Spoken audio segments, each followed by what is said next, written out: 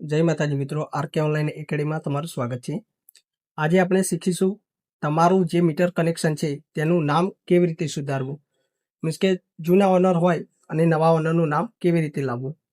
તો સૌ પહેલાં ગૂગલ ક્રોમમાં જઈ ઈ વિદ્યુત સેવા સર્ચ કરવાનું છે. ત્યારબાદ જે ફર્સ્ટ લિંક આવી છે તેમાં ક્લિક કરવાનું રહેશે. ત્યારબાદ સાઇન અપ કરવાનું રહેશે.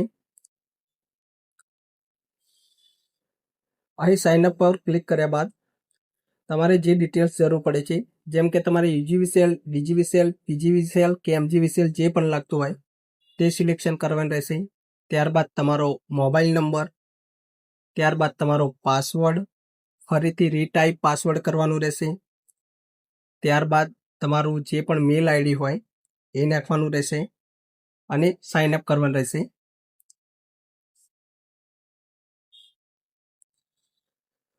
અહીં સાઇન અપ કર્યા બાદ તમારે લોગિનમાં જવાનું રહેશે.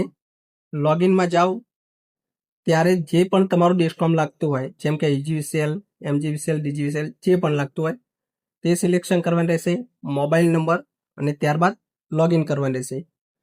જો તમને માહિતી પસંદ આવતી હોય તો આરકે ઓનલાઈન એકેડમીને લાઈક કરો, ફોલો કરો, સબસ્ક્રાઈબ કરો. Thank you. અહીં લોગિનમાં આપ્યા બાદ તમારા મોબાઈલ પર ઓટીપી આવશે.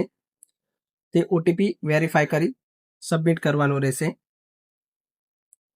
ત્યારબાદ હોમ પેજ ખુલી જશે. અહીં આપણે મીટર કનેક્શનમાં નામ ચેન્જ કરવાનું છે. તો સૌ પહેલાં તો મેનેજ એકાઉન્ટમાં જવાનું છે, ત્યારબાદ એલટી કનેક્શનમાં. અહીં તમારો જે પણ ઓલ્ડ મીન્સ કે જૂના બિલમાં તમારો કન્ઝ્યુમર નંબર લખેલો હશે તે અહીં નાખવાનું રહેશે. ત્યારબાદ બિલની ડેટ નાખવાની રહેશે, મીન્સ કે ક્યારનું કેટલું જૂનું બિલ છે, ઠીક છે. ત્યારબાદ તેનું જે પણ લાસ્ટ રીડિંગ હોય એ નાખવાનું રહેશે. જ્યારે આ બધી તમે ડિટેલ્સ ફિલઅપ કરશો ત્યારે જે પણ ઓલ્ડ ઓનર મીન્સ કે જૂના માલિક છે તેમનું નામ દેખાશે મીટર કનેક્શનના. ત્યારબાદ આપણે અહીંયા ડિટેલ્સ સેવ કરવાની રહેશે.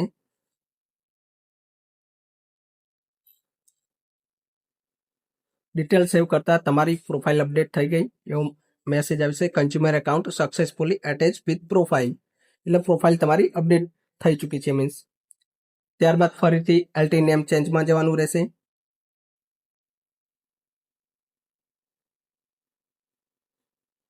અહીં તમારા જે પણ ઓલ્ડ ઓનર હશે એની ડિટેલ્સ દેખાશે, તો સબમિટ કરવાનું રહેશે.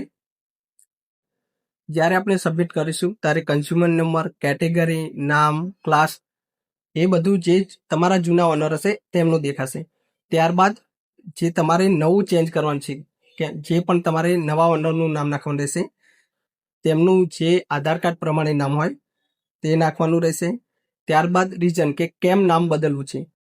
અહીં રીઝનોની અંદર મુખ્યત્વે મોસ્ટ ઓફલી બે રીઝન જોવા મળશે. એક તો કોઈ ખરીદી કરેલ હોય, મકાન તમે જ્યારે ખરીદો છો ત્યારે તમારે નામ ચેન્જ કરવાનું રહેશે. બીજું કે તમારા પિતા અથવા તો માતાના નામે હોય અને જે હયાત ના રહ્યા હોય, ત્યારબાદ આપણે નામ ચેન્જીસ કરીએ છીએ તો એ પણ રહેશે. ત્યારબાદ આપણે અહીંયા ડોક્યુમેન્ટ અપલોડ કરવાના રહેશે. ડોક્યુમેન્ટમાં ફર્સ્ટ ફોટોગ્રાફ મીન્સ કે 20 કે 20 કેબીનો હોવો જોઈએ.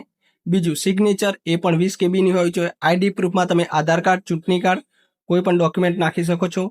ઓનરશિપમાં આકારણી અથવા વેરાપોચ અથવા તો તમારી ઇન્ડેક્સ કોપી, પ્રોપર્ટી કાર્ડ આવે એ પણ નાખી શકો છો.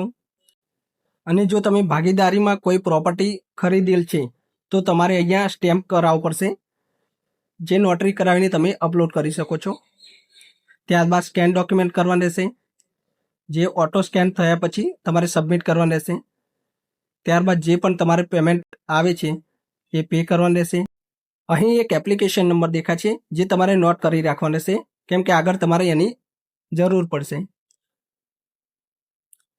ત્યારબાદ કન્સન્ટ આપી સબમિટ પર જવાનું છે. અહીં નોટ કરેલો જે પેલો એપ્લિકેશન નંબર હતો તે ફિલ કરવાનો રહેશે.